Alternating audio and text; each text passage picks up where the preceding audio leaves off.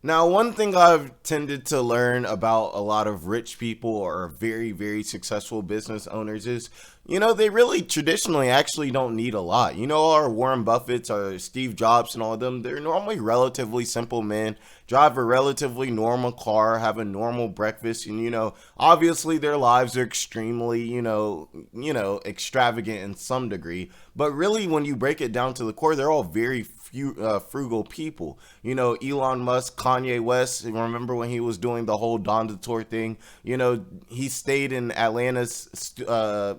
He stayed in Atlanta's. What would I call it? Basically, our football stadium.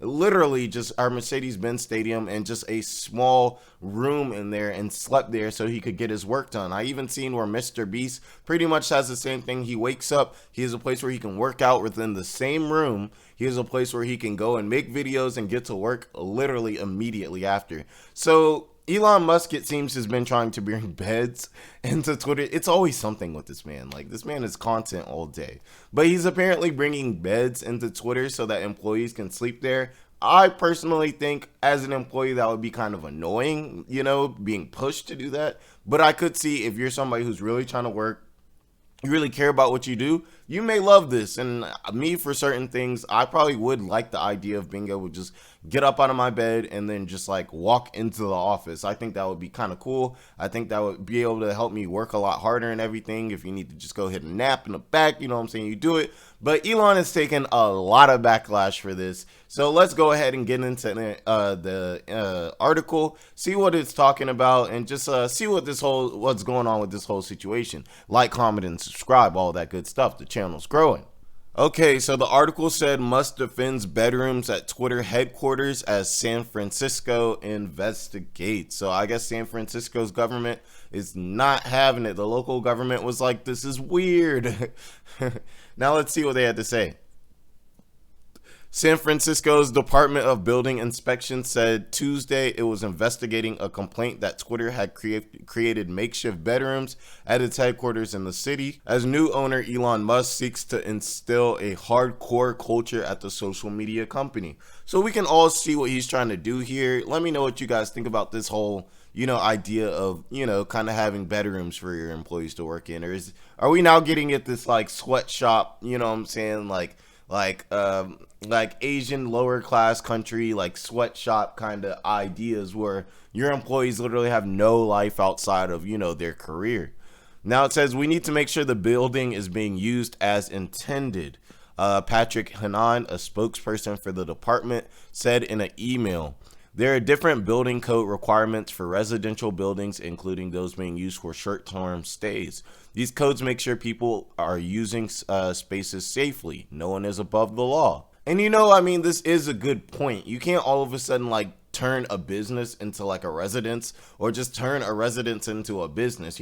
That's why I can't just start selling plates out of my house, having people come through the back door, serving up some McDonald's, what I'm saying, or some Zaxby's nugget or Zaxby's chicken tenders or something out the back. Why? Because my kitchen would have to be inspected. My house would have to be inspected, kind of like it would be a restaurant. Also, when dealing with taxes, there's certain tax cuts that you can have when you're a business. There's certain things like that residential people don't get, and vice versa. So it's very important that we have to make the distinction between a business and a residential area. They are not the same, and you can't just decide yourself that you want to change it without telling people. So I kind of get what he's saying with the whole you're not above the law thing. Like, if you own the company, you own the building, yes, you may be able to kind of just go in there, finesse the system a little bit, take your sleeping bag and sleep in your office. Yes, that's one thing, but actually having your employees do it is a different thing, and I can definitely see why this would be a legal situation. So let's just take a little bit more of a look into it. Pretty juicy. Now it says the complaint sent on Twitter to San Francisco's. Wow, it's crazy. The complaint was sent on Twitter. Like, dang. You know what I'm saying? Dang, that's kind of tough. Like, you attacked by your own app, snitched by your own app. To San Francisco's 311 service came after Forbes reported that multiple rooms in Twitter's office were being converted into sleeping spaces, describing them as modest bedrooms featuring unmade mattresses, dab curtains, and giant conference room telepresence monitors. I mean, it's an office, So Musk appeared to confirm the report, writing on Twitter. So the city of San Francisco attacks companies providing beds for tired employees instead of making sure kids are safe from fentanyl. Ooh, he's firing. He's firing. Where are your priorities? He tagged San Francisco Mayor London Breed, whose office did not respond to a request for comment. Twitter, which gutted its communications team in a round of mass layoffs after Musk took the helm, did not respond to a request for comment. Now, I would like to say California does have a large drug problem. The United States is dealing with a very bad fentanyl problem as it is, and I don't want to make light of that at all. But these are just two separate things. The business of dealing with, business law, if it's legal, if things are meeting regulations at your business, they're not they're not synonymous with the fentanyl and the drug and the crime problem there. Like I think this is really at that point that's just a diversion. It's like, why are you looking at us for what we could possibly be doing wrong when there's so much wrong going on over here? You know what I'm saying?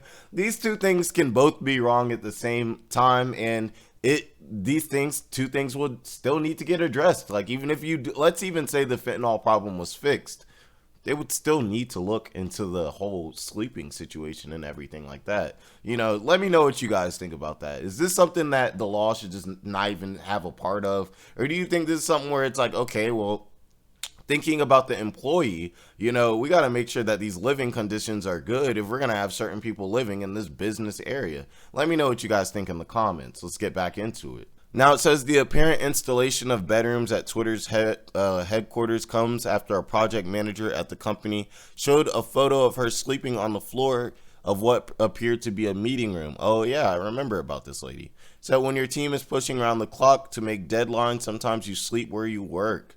And I think also this is when people were getting real fired and she was trying to secure that bag. Hey, y'all, sometimes that's your job. You got to do what you got to do, secure your bag. Sometimes you got to go above and beyond, to show the people like that you bring worth. Because, at certain places, like if you're not bringing worth, they're not seeing it. You going to be out of there. A lot of people are not playing with you.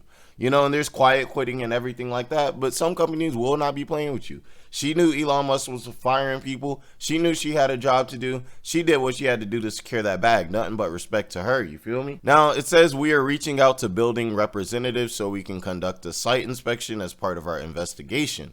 If we find that Suite 900 no longer meets the building code, we'll issue a notice of violation, which will be posted to our website at the site, just like all notices of violation referring to Twitter's headquarters at 1355 Market Street. San Francisco tweets all compliance and property owners the same.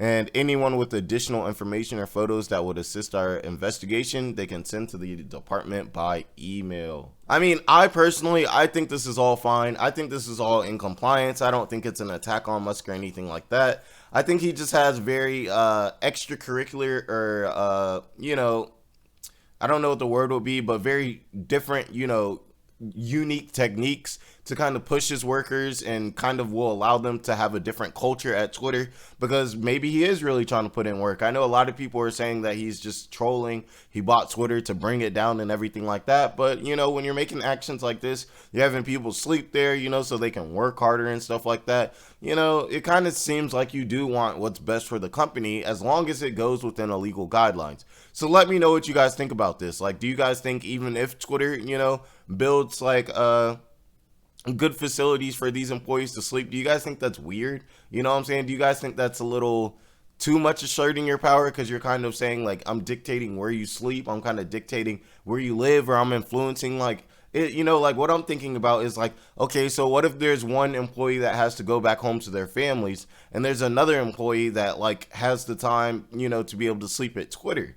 Like, it's a little ugly if you could possibly be getting fired even though you go to work every day for the hours that you're supposed to go there, and you get kind of fired because you look bad because another employee is, you know, able to take that time to just sleep at the office and just get up and just be there. So let me know what you guys think about this all in the comments below. Again, appreciate all the support. You guys have been helping me grow like crazy. The comments have been going insane. Speaking between one another has been crazy. So, you know, I appreciate all the love. Like, comment, subscribe. You guys all have a great day. And, you know, be blessed and get something good for lunch today, guys. You know what I'm saying?